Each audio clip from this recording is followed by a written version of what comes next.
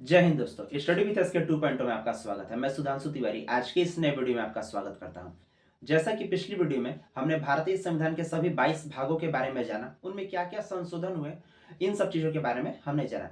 आज की इस वीडियो में मैं आपको भारतीय संविधान सभा से जुड़े कुछ महत्वपूर्ण बिंदु बताने जा रहा हूँ, जो कि आपके एग्जाम की दृष्टि से काफी महत्वपूर्ण होंगे। इसमें जो भी मैं आपको बताऊंगा उससे बाहर संविधान सभा से कोई भी क्वेश्चन आपके एग्जाम में नहीं पूछेगा। जो भी क्वेश्चन आएगा वो इसी में से आएगा। तो वीडियो शुरू करने से पहले, जैसा कि गुरुजी कहते हैं कि अगर लोग पीठ पीछे हमारी बात कर रहे हैं, हमारी निंदा कर रहे हैं, तो इससे घबराना नहीं चाहिए। इसका मतलब ये है कि आप सफलता के मार्ग पर हैं। तो आइए इसी के साथ चलते हैं वीडियो की तरफ।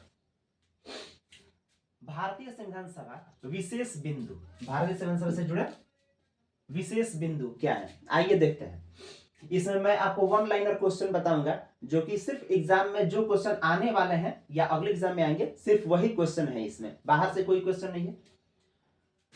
पहला है, भारतीय संविधान सभा का गठन जुलाई 1946 में हुआ। भारतीय संविधान सभा का गठन कब हुआ? तो जुलाई 1946 में भारतीय संविधान सभा का गठन किया गया, 1946 में। क्योंकि स्वतंत्रता से पहले हमारे स्वतंत्रता 1947 में मिली, लेकिन उसका शुरुआत कुछ पहले ही हो चुका था। लेकिन उससे भी पहले हमारा देश जो है वो भारत शासन अधिनियम 1935 के द्वारा ही चलता था। तो आजादी की जब बारी आई, आजादी हमें मिली, तो अपना कानून बनाने का हमारे पास हमें मौका मिला। तो इसीलिए नए कानून बनाने के लिए, नया संविधान बनाने के लिए भारतीय संविधान सभा का गठन किया गया, जो कि जुलाई 1946 में इसका गठन हुआ। भारतीय संविधान सभा का गठन जुलाई 1946 में किया गया। अगला पॉइंट है, संविधान सभा के सदस्यों की कुल संख्या 389 थी, 389। भारतीय संविधान सभा के जो कुल सदस्य थे उनकी संख्या 389 निश्चित की गई थी, जिसमें 292 जो सदस्य थे वो ब्रिटिश प्रतिनिधि, ब्रिटिश वाले थे, और इसमें 93 जो सदस्य थे वो देशी रियासतों के सदस्य थे, 93।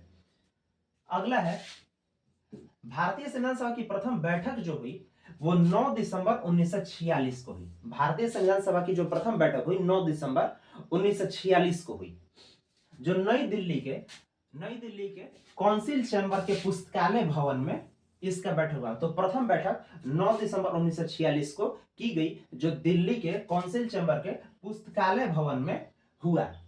अगला है, डॉक्टर सच्चिदानंद सिन्हा संविधान सभा के अस्थायी अध्यक्ष चुने गए। वो सबसे बुजुर्ग थे उस समय और उन्हें अस्थायी अध्यक्ष के रूप में चुना गया, और प्रथम बैठक की अध्यक्षता भी डॉक्टर सच्चिदानंद सिन्हा ने ही की थी। अगला है, हैदराबाद के प्रतिनिधि जो थे उन्होंने संविधान सभा में भाग नहीं लिया, सम्मिलित नहीं हुए थे। हैदराबाद के प्रतिनिधि भारतीय संविधान सभा में सम्मिलित नहीं हुए थे। संविधान सभा में महिला सदस्यों की जो संख्या थी वो 15 थी। जो संविधान सभा का गठन हुआ उसमें महिला सदस्यों की जो संख्या थी वो 15 थी। अगला है, 11 दिसंबर 1946 को डॉक्टर राजेंद्र प्रसाद को संविधान सभा का अस्थायी अध्यक्ष चुना गया, यानी कि सच्चिदानंद सिन्हा को हटा करके और उनके स्थान पे डॉक्टर राजेंद्र प्रसाद को अस्थायी अध्यक्ष के रूप में चुना गया। तो 11 दिसंबर 1946 को डॉक्टर राजेंद्र प्रसाद को संविधान सभा का अस्थायी अध्यक्ष चुना गया, और इसके प्रथम और अस्थायी अध्यक्ष डॉक्टर सच्चिदानंद सिन्हा थे, और उन्होंने प्रथम बैठक की अध्यक्षता भी की थी। आगे देखते हैं दोस्तों, भारतीय संविधान सभा की जो कार्यवाही है, उसका काम जो स्टार्ट हुआ, कार्यवाही वो 13 दिसंबर 1946 से उसकी कार्यवाही प्रारंभ हुई थी। भारतीय संविधान सभा का जो काम था वो 13 दिसंबर 1946 से स्टार्ट हुआ था। अगला है, प्रमुख समितियां इसमें कुछ थी, जैसे वार्ता समिति, संघ समिति, प्रांतीय समिति, प्रारूप समिति, शक्ति समिति। ये सब समितियां गठित की गई थी, ये सब कमेटी जो थी। इसमें सबसे इंपॉर्टेंट जो है वो प्रारूप समिति आता है, और इससे क्वेश्चन पूछे जाते हैं। प्रारूप समिति से क्वेश्चन हमेशा पूछे जाते हैं, हमेशा देखने को मिले। तो आइए प्रारूप समिति के बारे में देखते हैं। प्रारूप समिति का गठन 29 अगस्त 1947 को किया गया। प्रारूप समिति का जो गठन है वो 29 अगस्त 1947 को किया गया था। इसे तैयार करने में काफी लोगों ने मदद किया था, लेकिन वीएन राव जो थे इसमें मुख्य थे, वो इन्होंने इसमें महत्वपूर्ण योगदान दिया था प्रारूप को तैयार करने में। तो 29 अगस्त 1947 को प्रारूप समिति का गठन हुआ था। इसके अध्यक्ष के रूप में डॉक्टर भीमराव अंबेडकर को चुना गया। प्रारूप समिति के अध्यक्ष कौन थे? डॉक्टर भीमराव अंबेडकर, ये हम बाबा साहब के नाम से जानते हैं और संविधान रचयिता के रूप में भी हम इन्हें जानते हैं। और प्रारूप समिति के जो कुल सदस्यों की संख्या थी वो 7 थी। प्रारूप समिति के सदस्यों की संख्या कितनी थी? 7 सदस्य थे। प्रारूप समिति में कुल मिलाकर के 7 सदस्य थे। अगला है संविधान निर्माण काल में संविधान सभा के कुल 12 अधिवेशन हुए। संविधान निर्माण जो था इतने दिन में 2 साल 11 महीना और 18 दिन लगा करके जो संविधान का निर्माण हुआ उसमें कुल मिलाकर के 12 अधिवेशन हुए थे। कितने अधिवेशन हुए थे? 12 अधिवेशन। आगे देखते हैं संविधान सभा के संवैधानिक सलाहकार के रूप में वीएन राव को हम जानते हैं।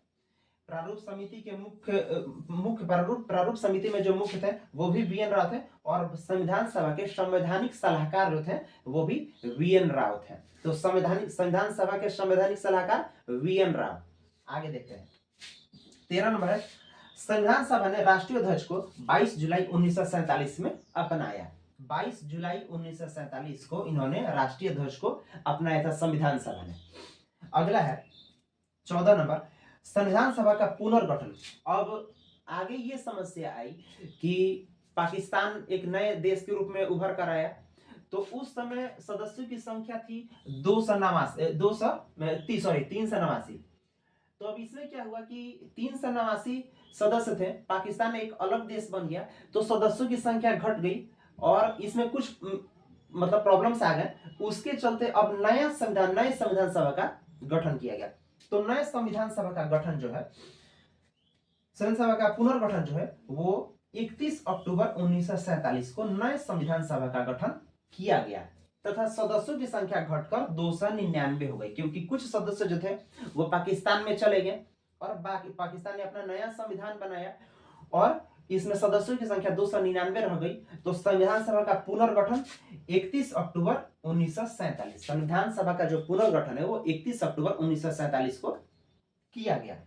अगला है ये इंपॉर्टेंट है संविधान सभा में संविधान का प्रथम वाचन यानी कि बहस जो उसमें प्रथम बार जो संविधान ऐसा ही संविधान नहीं कि किन्होंने लिख के दे दिया संविधान बन गया लागू हो गया, उस पर काफी सोचा विचारा गया, काफी बार उस पर बहस हुई, कई बैठकें हुई, कई अधिवेशन हुए, कई सदस्यों ने उसमें भाग लिया।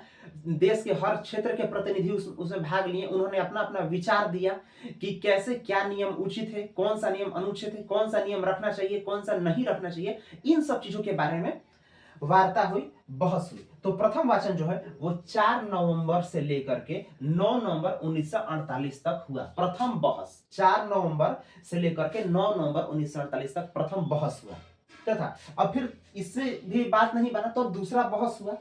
तो दूसरा वाचन 15 नवंबर 1948 से लेकर के 17 अक्टूबर 1949 तक। देखिए ये लंबा बहस था। 15 नवंबर 1948 से लेकर के 17 नवंबर 1949 तक हुआ। 17 अक्टूबर 1949 तक बहस हुआ, इससे भी बात नहीं बना। अगला तीसरा जो वाचन हुआ वो 14 नवंबर 1949 से लेकर के 26 नवंबर 1949 तक तीसरा बहस चला तथा इसके बाद संविधान को पारित कर दिया गया, लागू कर दिया गया।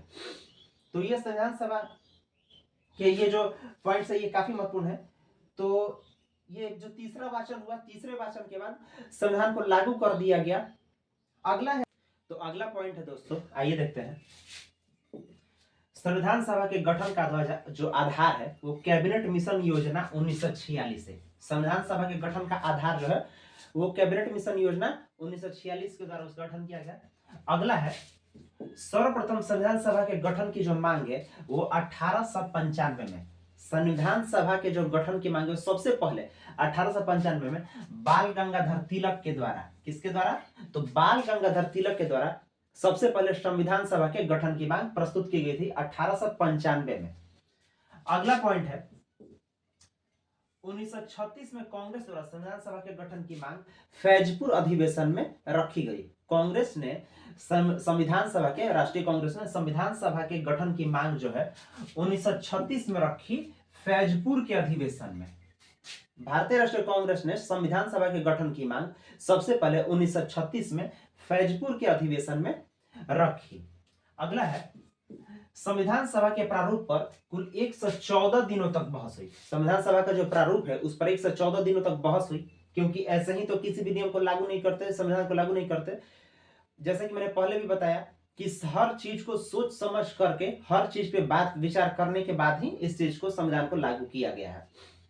अगला है भारत का संविधान 26 नवंबर 1949, 26 नवंबर 1949 को स्वीकार किया गया। इसमें कंफ्यूजन होता है लोगों को और क्वेश्चन गलती करते हैं लोग, तो आइए देखते हैं। भारत का संविधान 26 जनवरी 1950 को पूर्णतः लागू किया गया। तो यहां पर 26 नवंबर 1949 को स्वीकार किया गया, लागू नहीं किया गया, स्वीकार किया गया। 26 नवंबर 1949 को स्वीकार किया गया, लेकिन 26 जनवरी 1950 को पूर्णतः लागू। 26 जनवरी 1950 को संविधान पूर्णतः लागू और 26 नवंबर 1949 को सिर्फ स्वीकार किया गया। डेट एक ही है 26, लेकिन ये मंथ अलग है, ये नवंबर है और ये जनवरी है। 26 नवंबर 1949 को स्वीकार किया गया और 26 जनवरी 1949 को पूर्णतः 1950 को पूर्णतः स्वीकार किया गया। तो भारत का संविधान पूर्णतः कब लागू हुआ? तो 26 जनवरी 1950 को पूर्णतः लागू। अगला देखते हैं। संविधान सभा ने राष्ट्रगीत और राष्ट्रगान को 24 जनवरी 1950 को अपनाया और राष्ट्रगीत को, हमारे देश के राष्ट्रगान जन गण मन और राष्ट्रगीत वंदे मातरम को 24 जनवरी 1950 को भारतीय संविधान सभा ने अपनाया है।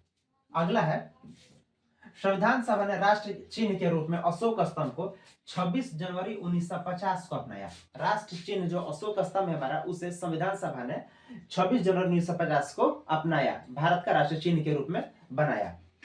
अगला है संविधान सभा का अंतिम जो बैठक हुआ था वो 24 जनवरी 1950 को हुआ था। अंतिम बैठक संविधान सभा के द्वारा जो अंतिम बैठक किया गया वो 24 जनवरी 1950 को हुआ है।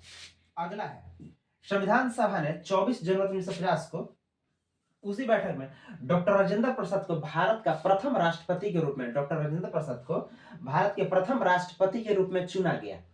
भारत के प्रथम राष्ट्रपति जो थे वो डॉक्टर राजेंद्र प्रसाद थे और उन्हें 24 जनवरी 1950 को चुना गया। 24 जनवरी 1950 को संविधान सभा के द्वारा चुना गया। आगे कुछ और इंपॉर्टेंट चीज है, जैसे कि प्रमुख कुछ समितियां हैं संविधान सभा की और उनके अध्यक्ष कौन थे, इसके बारे में मैं आपको बताता हूं।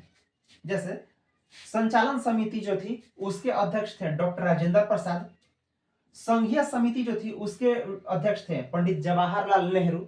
अगला है प्रांतीय समिति जो थी उसके सदस्य थे सरदार वल्लभ भाई पटेल। और सरदार वल्लभ भाई पटेल को सरदार की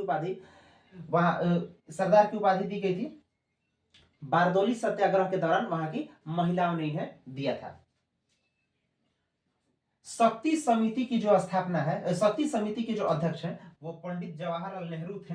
अगला है तदर्थ समिति के जो अध्यक्ष थे वो डॉक्टर राजेंद्र प्रसाद थे और प्रारूप समिति के जो थे, जो इंपॉर्टेंट है, डॉक्टर भीमराव अंबेडकर जो थे, ये प्रारूप समिति के अध्यक्ष थे। ठीक है, आगे एक नोट में मैं आपको बताता हूं। 26 जुलाई 1947 को गवर्नर जनरल ने पाकिस्तान के लिए एक पृथक संविधान सभा की स्थापना की घोषणा कर दी थी कि पाकिस्तान के लिए एक अलग संविधान सभा बनाया जाए। ठीक है, क्योंकि पाकिस्तान ने, ये मुस्लिम लीग ने एक अलग अपना संविधान की मांग की थी, अलग देश पाकिस्तान की मांग की थी, तो उसके लिए अलग संविधान सभा के भी गठन किया गया। इसीलिए हाँ, आगे देखते हैं। ये जो मैंने संविधान सभा के बारे में आपको बताया, ये सभी क्वेश्चन, ये बहुत ही इंपॉर्टेंट क्वेश्चन है, ये आपके हर एग्जाम में आपको मदद करेंगे। अगले वीडियो में मैं एक अलग टॉपिक आपके लिए लेकर आऊंगा, वो इंडियन पॉलिटी से रिलेटेड होगी और काफी इंपॉर्टेंट भी होगी, जो आपके हर एग्जाम में, आने वाले एग्जाम में काफी मदद करेगी। तब तक के लिए आप खुश रहिए, सुरक्षित रहिए। जय हिंद, जय भारत।